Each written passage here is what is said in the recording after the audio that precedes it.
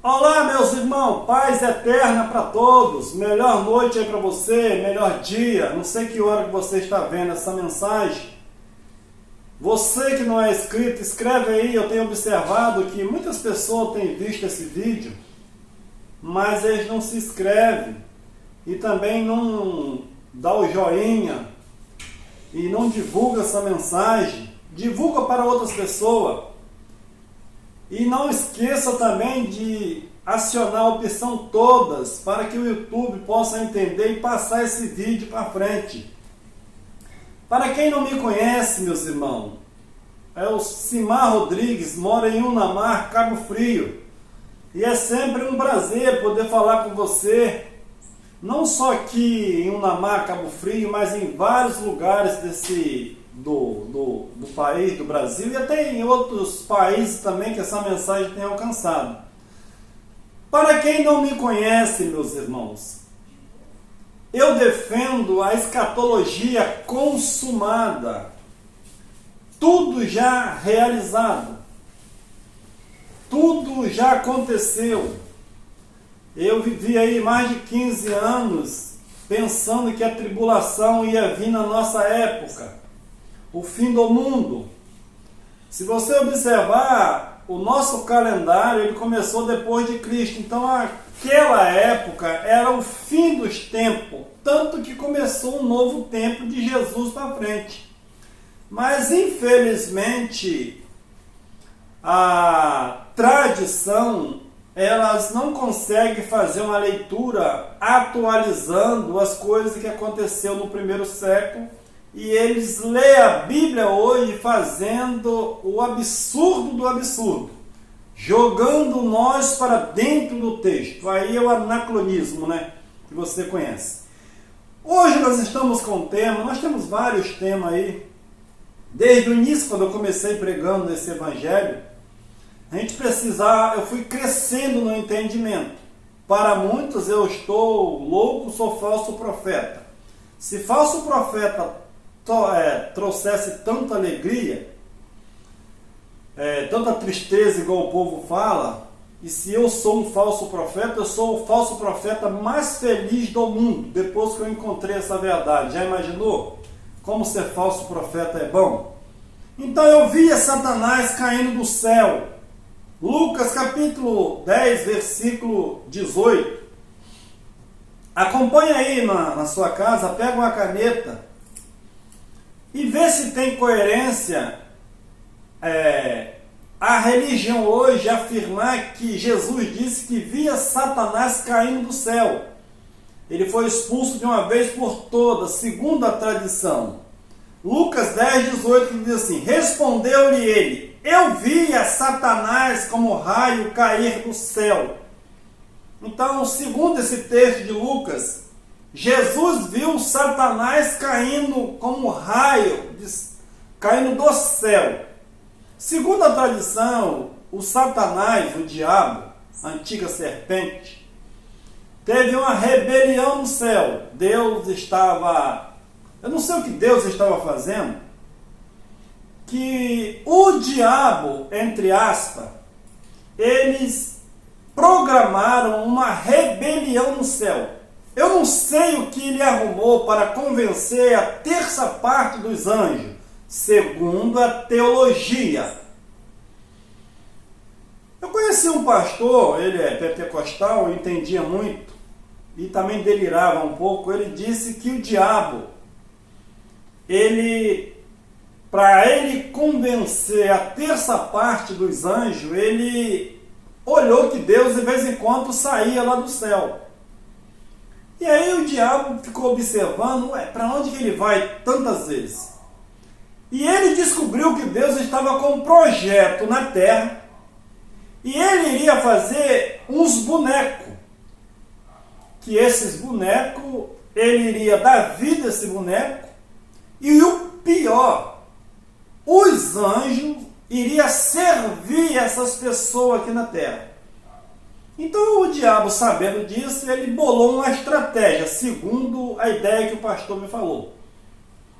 Porque algum argumento a teologia arrumou, tem que ter um argumento para poder o diabo convencer a terceira parte dos anjos do céu, se isso for verdade segundo a tradição, essa tradição. Então esse pastor disse que o diabo armou essa. Ele viu que Deus estava fazendo aqui na terra uma classe de pessoas, ser humano, que ia ter prazer, ia ter emoções, felicidade, tristeza, mas seria um povo feliz, desfrutando das maravilhas. Ele falou que, olha, eu estou fora.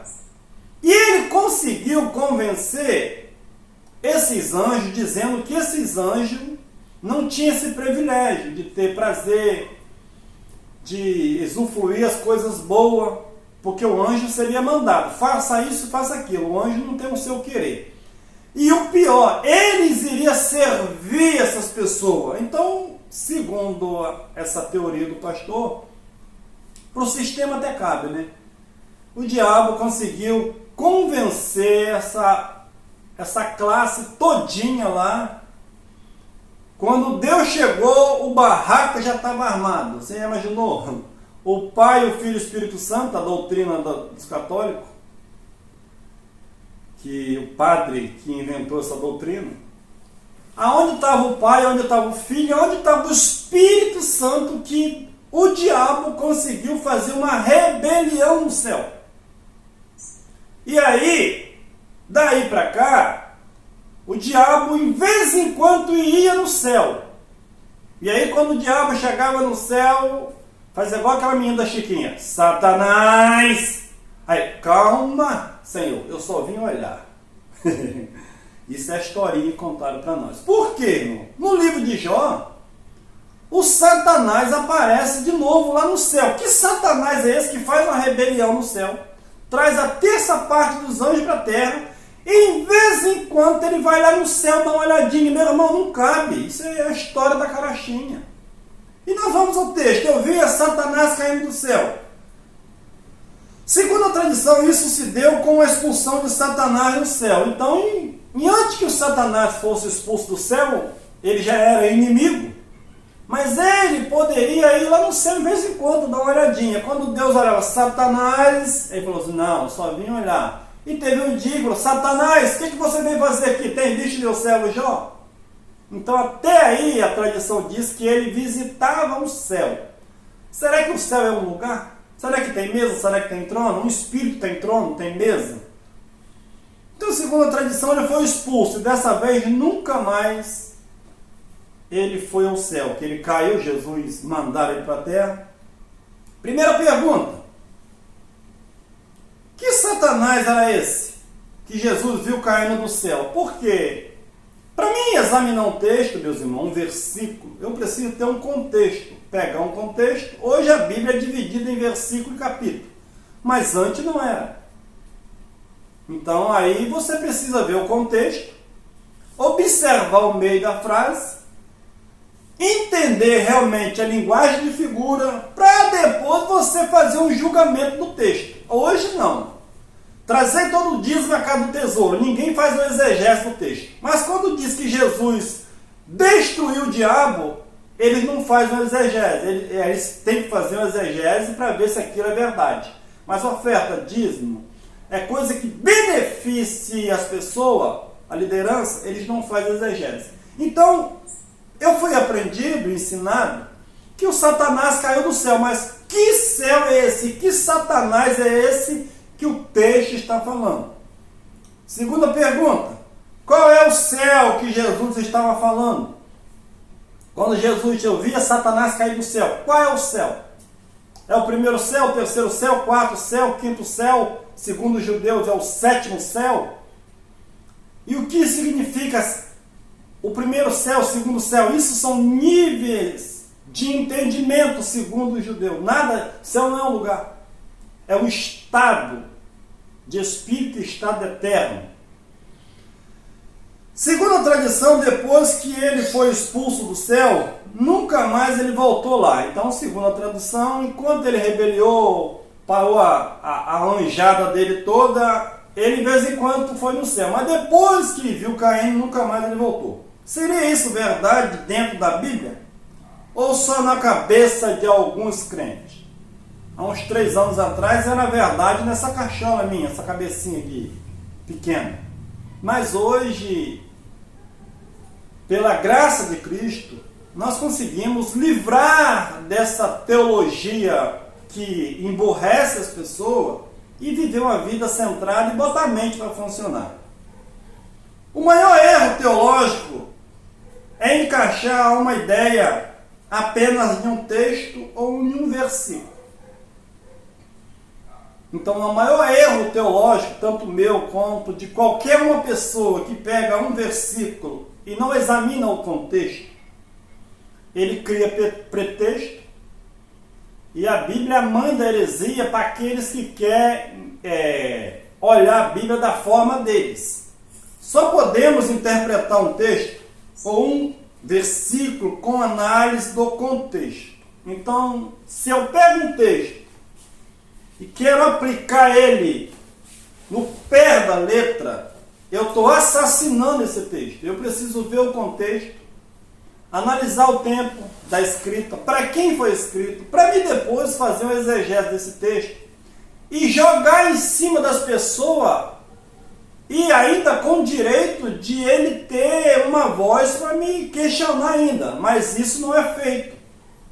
O sermão é montado e ali ninguém tem voz ativa. É ali de quem fala mais. Mas vamos ao assunto. Lucas 10, 18. Respondeu-lhe ele: eu via Satanás como raio cair do céu. Lucas. Quem disse isso? Foi Jesus, depois do regresso dos 70 discípulos. Só aí nós vamos analisar um pouco. Por que Jesus disse isso? Que via Satanás caindo do céu como um raio. Tinha um objetivo. E quem era esse Satanás? Segundo a tradição, é um bicho-papão. Que está aí, ele e Deus. Um puxa no braço, outro puxa na perna. Vem para cá e vem para lá. Mas, segundo a Bíblia, o diabo nunca foi um ser. É um adjetivo. Para trás de mim, Satanás. Para trás de mim, adversário. Segundo a Bíblia, lá no livro do Antigo Testamento, 2 Crônicas e Samuel, o autor ele usou assim: e Deus intentou contra Davi e fez ele numerar o povo. Depois de 300 anos, outro autor diz assim: e Satanás intentou contra Davi e fez ele numerar o povo. Só aí você vê que tem alguma coisa errada. Na palavra, na tradução, o que era Satanás? Era um opositor. Então Deus se colocou como adversário de Davi e fez ele numerar o povo.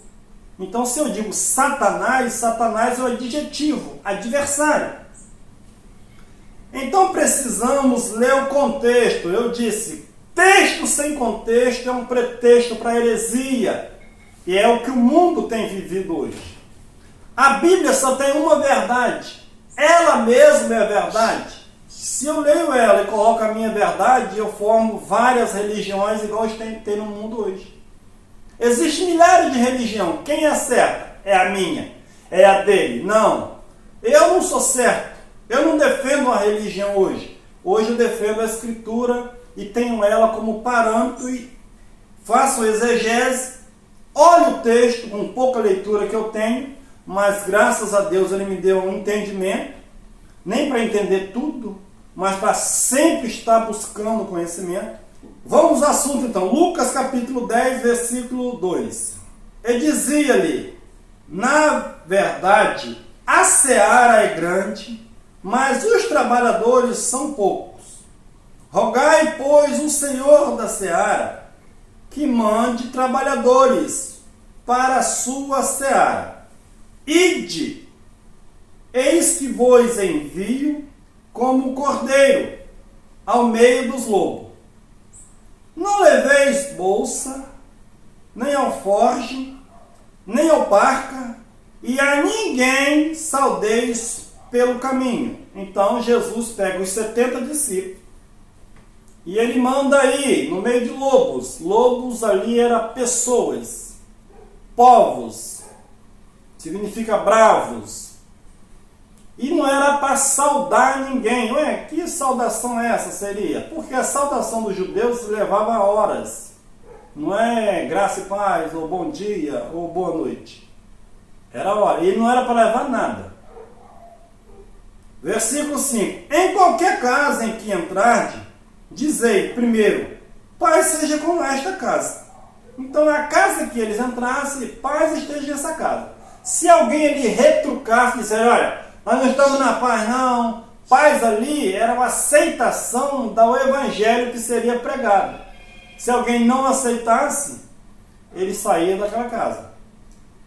E se ali houver um filho da paz, repousará sobre ele a vossa paz. E se não, volta para vós. Ficai nessa casa, comendo e bebendo, do que eles tiverem, pois digno é o trabalhador do seu salário. Não andeis de casa em casa. Então, em primeiro lugar, hoje, a liderança hoje, ela arruma um salário em cima desse versículo. Salário aqui seria dinheiro ou seria comida? Só aí você vê que existe manobra. Se o discípulo ia de casa em casa, eles não tinham a igreja para levar o povo para lá. É andando e pregando. E na casa que eles entrassem, eles tinham que comer de tudo que tivesse lá. Esses discípulos, eles eram judeus, meus irmãos. Eles não eram gentios que comiam de tudo. Então, se ele chegasse na casa de um gentio que comia carne de porco, eles poderiam comer? Você vê que essa mensagem era para os 70, era dentro da nação de Israel e nas circunvizinhas. Porque os discípulos, os 12 discípulos, só poderiam pregar para as nações, para a nação de Israel, para o povo judeu. Paulo que avança as outras nações. Então, o digno é o trabalhador do seu sustento, do alimento que ele iria comer naquela casa, não de arrumar um salário hoje. Não tem nada a ver. Versículo 8. Também em qualquer cidade em que entrardes e vos receberem, comei do que puser diante de vós. Se ele entrasse na casa de um macumbeiro e ali desse uma comida oferecida, se eles não soubessem, comia também. Não é o problema da comida, o negócio era a consciência. Hoje é a mesma coisa. A macumba nós sabemos, segundo a Bíblia, que é obra da carne. É um feitiço humano. Não tem nada de espiritual. E se alguém fazer uma macumba para mim, eu quebro tudo, até como. Agora, e se alguém falar que vai fazer uma macumba para a pessoa que tem a mente fraca? E antes de fazer a macumba já pegou, porque tudo está na mente. E na casa que eles entrassem, curai os enfermos, que nela houver. E dizei, é chegado a vós o reino de Deus. Então, se eu falo que o evangelho já foi pregado em todo mundo no primeiro século, se essa ordem dos 70 for para nós, for para mim, for para você, na casa em que você entrar, você precisa comer dela.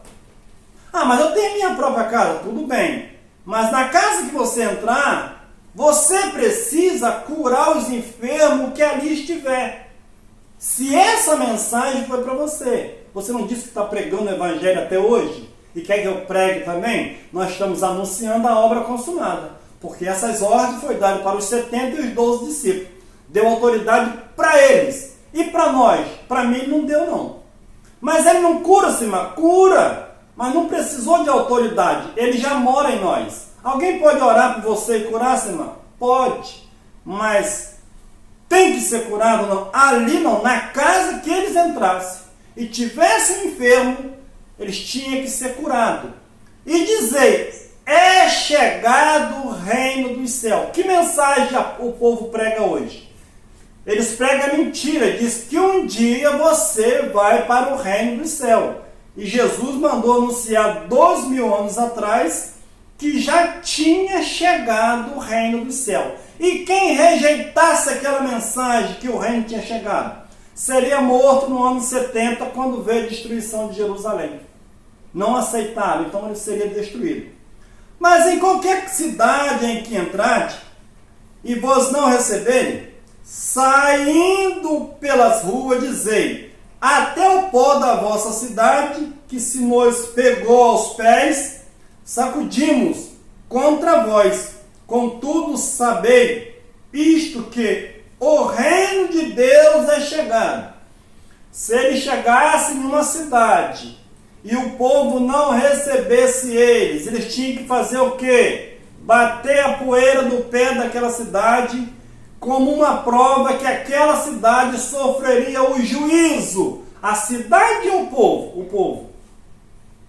E hoje, mas se eu chego em um país, eu vi um pregador dizendo aí que eu não posso pregar na Etiópia, eu não posso pregar no Afeganistão. Por que ele não pode?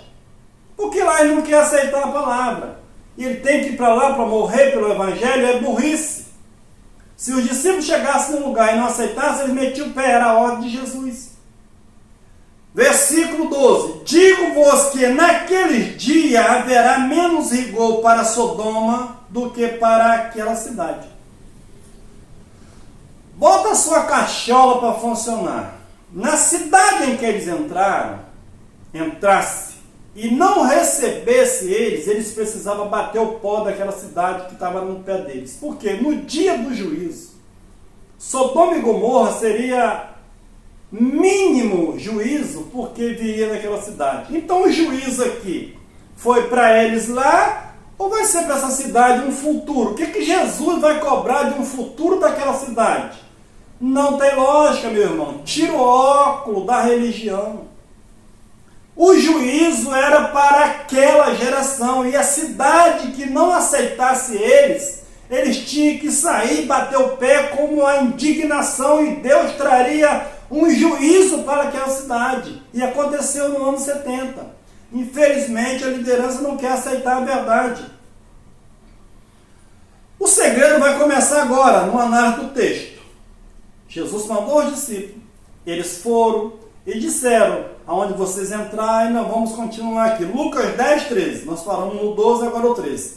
Ai de ti, Corazim, ai de ti, Betsaida, porque se em Tiro e em Sidom se tivesse operado os milagres que em vós se opera, há muitos sentados em silício, em cinza, ela se teria arrependido. Contudo, para Tiro e Sidom haverá menos rigor no juízo do que para vós. Agora é que nós vamos entrar. Por que Jesus falou? Eu via Satanás caindo do céu. Nós vamos ver por que ele disse isso. E tu, Cafarnaum? Nós vamos ver que o segredo está no verso 15.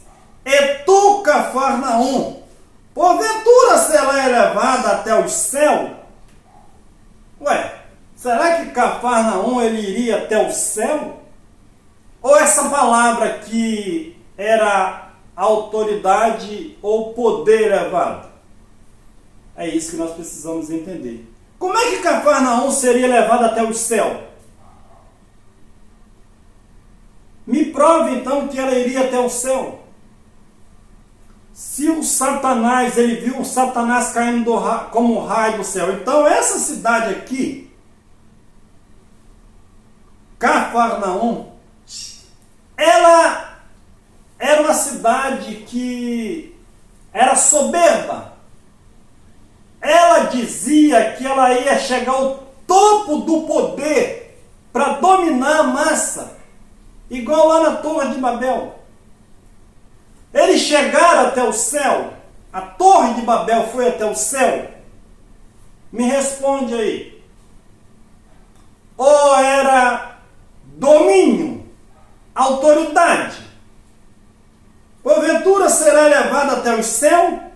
Até o inferno descerá. Jesus está dizendo, ó Cafarnaum, você que está dizendo que vocês são cheios de autoridade e vai chegar até o céu, vocês vão para o inferno, Sheol, sepultura, lugar de morto, quando viesse o juízo. Primeira pergunta, Cair do céu era cair de uma posição elevada ou autoridade.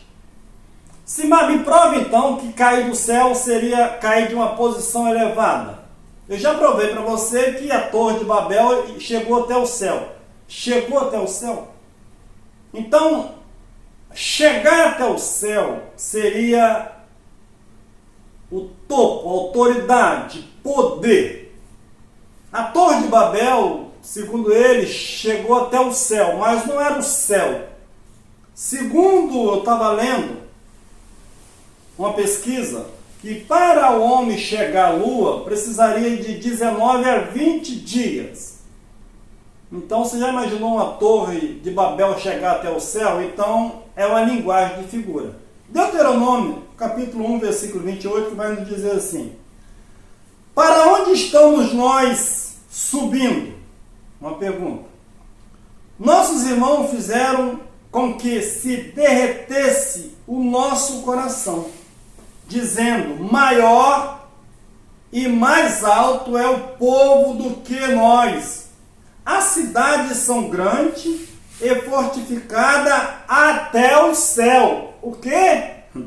Será que a cidade lá onde Caleb foi e Josué, quando foram espiar a cidade, será que essa cidade era mais alta que chegava ao céu?